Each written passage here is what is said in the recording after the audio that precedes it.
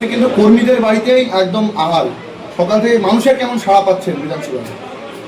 এই সকাল থেকে আমাদের ঘোষপাড়া অঞ্চল কমিটির সভাপতি এবং অন্যান্য সদস্যবৃন্দ এবং বিভিন্ন বুথ স্তরের কর্মীবৃন্দের সঙ্গে এই এলাকার বিভিন্ন বাড়িতে বাড়িতে আমাদের জনসংযোগ হয়েছে। মানুষের মধ্যে অভূতপূর্ব সাড়া, আর মানুষ অপেক্ষা করে রয়েছে তৃণমূল কংগ্রেসকে ভোট দেওয়ার জন্য।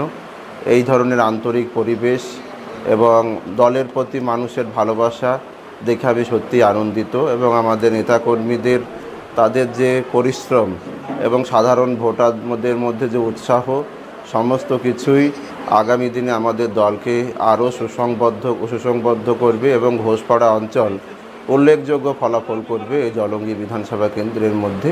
এটাই আমার বিশ্বাস। আমি প্রথম থেকেই বলে এসেছি যে জলঙ্গি বিধানসভার বিস্তীর্ণ এলাকায় কিন্তু সীমান্তবর্তী, আর বিশেষ করে এই এলাকাটা হচ্ছে আপনার ভাঙন কবলিত মানে এরিয়া।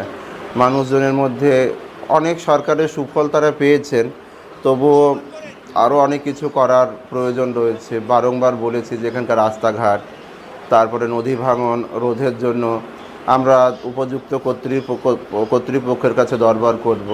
এখানে চাষিদের যে সমস্যা রয়েছে এগুলা তো এই এলাকার জন্য, রাস্তাঘাট, পানীয় জলের যে বিষয়, আর তাছাড়া বৃহত্তর ক্ষেত্রে যদি আমরা ভাবতে যাই এখানকার মানুষদের স্বাস্থ্য ব্যবস্থা, ছোট ছোট বাচ্চা বা আরও যারা যুবক যুবতীদের জন্য কর্মসংস্থানের জন্য কিভাবে পথ দেখাতে পারি, সামগ্রিক দিক থেকে এই এলাকার উন্নয়ন করা সম্ভব বলে আমি মনে করি।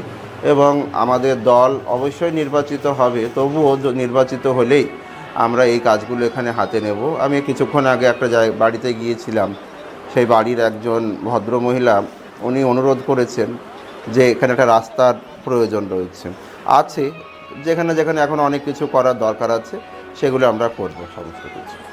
আচ্ছা, এই যেখানে আপনি আছেন সেখানে একটা নদী আছে, নদীর পরে আবার গ্রাম আছে, সেই গ্রামে যেতে গেলে বর্ষার সময় পার হবে না, যাতায়াতের অসুবিধা হয়। এই জিনিসগুলো নিয়ে কিছু ভাবছেন?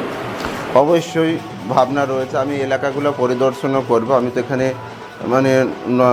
আমি যাব, আমাদের যারা কর্মী সমর্থক, আমাদের নেতৃত্ব রয়েছে তাদের সঙ্গে যাব, এবং ওই জায়গাটা দেখে উপযুক্ত একটা পরিকল্পনা করতে হবে, যে মানুষের সঙ্গেও কথা বলা হবে যে কিভাবে আমরা যে একটা যোগাযোগ ব্যবস্থা বা ওখান থেকে আমরা মানে মেন যে রাস্তা রয়েছে বা মেন এলাকার সঙ্গে কীভাবে যোগাযোগ স্থাপন করতে পারি, বা ওই এলাকার লোকজনদের দীর্ঘদিন ধরে যে সমস্যাগুলো রয়েছে সেই সমস্যাগুলো দূরীকরণের জন্য আমরা কি করতে পারি, সে নিয়ে আমাদের অবশ্যই পরিকল্পনা আছে। আমি খুব শীঘ্রই আমাদের নেতাকর্মীদের সঙ্গে সেই এলাকা পরিদর্শন করে আমরা একটা পরিকল্পনা করব। আপনি আমাদের এখানে আমরা এই কষ্টের মধ্যেই মন্দিরে আমরা পূজা করি। আপনি পাশে হওয়াতে খুবই খুশি। আমার ছেলে বউ বলে এক আপনারা একটা বৃহত্তম মানুষ, যে আপনি আমাদের সরকারে আপনি বিশ্বাস রাখুন, আমি আমার বউ আমার ছেলে মেয়ে সব দেখেছে, এই বড় ছেলে ঠিক আছে। রাস্তাঘাটের অবস্থা আমরা একটাই কিছু চাই, আমরা প্রতি বছর ভোট দিই, আমরা কিছু পাই না, কিন্তু আমাদের একটাই হচ্ছে কথা যে আমাদের রাস্তাঘাটটা অন্তত একটুখানি ঠিকঠাক করে দিন, সমাধান করে দিন। আমাদের বাচ্চারা খুব কষ্টের মধ্যে দিয়ে রাস্তা যায় আসে, মানে এই বর্ষার সময় আপনি বিশ্বাস করতে পারবেন না আমাদের এখানে কি পরিস্থিতি থাকে। কিন্তু আমাদের প্রতি বছর ভোট যায়, ভোট আসে, কিন্তু আমাদের এই যে প্রার্থী এটা শিক্ষাবিদ একজন, কি মনে হচ্ছে জলঙ্গিতে? মনে তো হচ্ছে কিছু হবে, কিন্তু জানি না এখন কতদূর কি হচ্ছে আমি জানি না, কিন্তু আস্তে আস্তে হ্যাঁ অবশ্যই পাশে তো থাকবেই, ওই জন্য তো বললাম। জয় কেমন মনে হচ্ছে, জয় কি হবে সেটা কি করে বলতে পারবো। তিনি কোনো আশ্বাস দিলেন? হ্যাঁ বললেন তো রাস্তাঘাট করবেন, আপনার পাশে থাকবেন। হ্যাঁ অবশ্যই। আপনার নাম? তনুশ্রী দাসগুপ্ত।